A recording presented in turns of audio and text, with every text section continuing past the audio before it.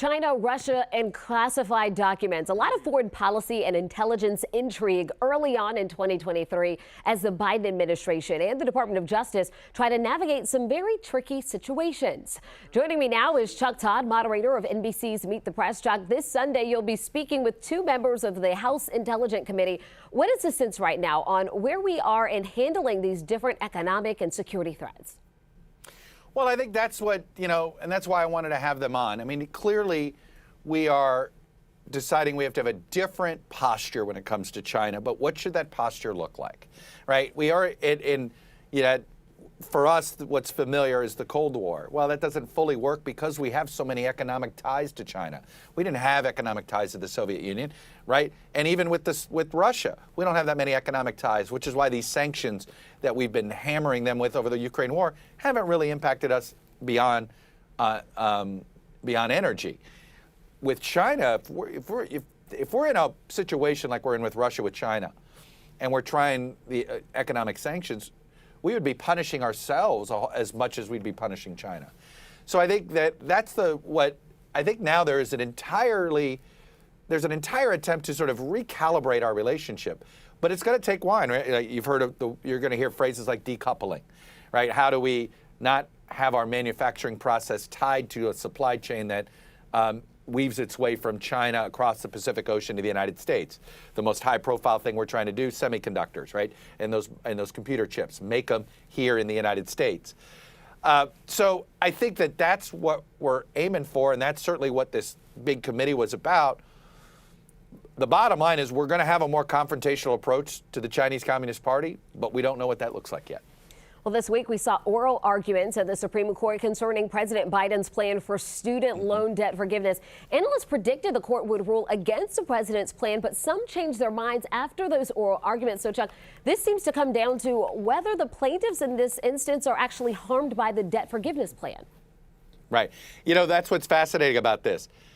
I do think the argument against Biden is a strong one in that, look, Congress is in charge of the purse, and they make appropriation decisions. However, the question about standing is also extraordinarily important, and it's pretty clear that the plaintiffs didn't have it, that they were not impacted in any way, shape, or form on this. So it would be fascinating to see this upheld, not because the justices believe it's constitutional on the merits, but because the plaintiff didn't have standing, which would simply mean they'd be shopping for another plaintiff at some point. But in the meantime, it would allow some forgiveness to go through. So it would be fascinating if we end up seeing a ruling that is more about standing than it is about the actual, whether the executive branch has this kind of wide authority on money that was appropriated by Congress. Yeah, a lot of folks following that one. So, Chuck, a Georgia-centric question for you here. For a few years now, there has been a bipartisan interest in passing some sort of sports betting bill. Now, although there are never enough votes to actually get it done, we know, though, that it has been 5 years since the Supreme Court struck down the federal law that prevented it. So if you were a betting man here, what are the odds you think that we will see some sort of betting in all 50 states eventually? It's like the lottery. I'm old enough to remember one of my first political campaigns I remember covering was some of these lottery campaigns. Georgia was an early adopter in 1990, and it was like we had 3 states with the lottery, and then suddenly we had 30 states, and then it was everybody, I think now but 2. That's what's going to happen with sports gaming here. And you know why? The reason is governments desperately need revenue, and elected officials hate raising taxes.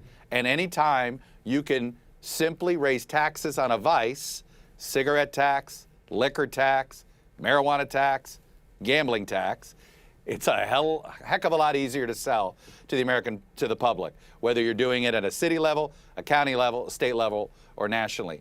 Bottom line, everybody's going to have sports gambling at some point. There's too much money to be made not to. Just a matter of when. All right, Chuck, final question for you, and it's an important one. We're about to kick off the annual Brunch Festival here in Atlanta. So what's your go-to brunch spot or your go-to brunch food? Brunch.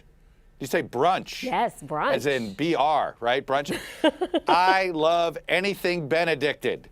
It's the only time I'm ever semi-religious. Anything Benedicted with that. I love me some pocha. You can give me eggs Benedict with Canadian bacon, eggs Benedict with a steak, eggs Benedict with chicken, eggs Benedict with spinach.